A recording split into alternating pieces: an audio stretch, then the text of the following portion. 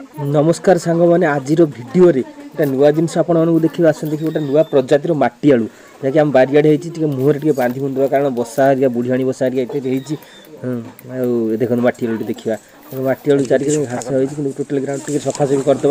मटी आलू total ground level ठार प्राय 2 फुट ऊपर उठी साधारणतः मटी आलू जोटा होता है आम मटी तलू पोती हो जाए कि मटी आलू देखो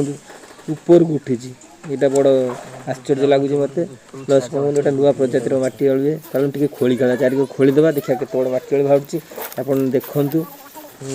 बर्तमान खोलीदे चारिक अल्प किसी मात्र खोला भले देखा मटी आलू आराम से ऊपर थुआई ग्राउंड लेवल तले मात्र अल्प 6 इंच खंडे तलू बोधे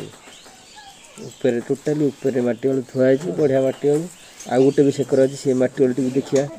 गाँव मध्य चारिक साबुल टे खोली खेलदा खोलते बर्तमान मटी आलू टाणिया देखिए केत बड़े ये भी मत लगे ऊपर थुआ तो निश्चित भाव में देखते ऊपर थुआई टोटाली मटी आलू तो मटी आलू तो भारी है बर्तमान आसंता वर्ष कि मटी आलू होते टे मूल चारिआण काटिकी पुणी पोतीदे पोतीदे पुणी आसंता वर्ष को आम पुणी ये गोटे सुंदर बड़ मटी आलू हो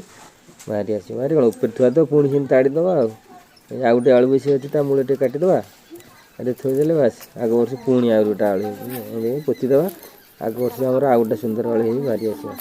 सांग मैंने वीडियो भल लगे निश्चिंत लाइक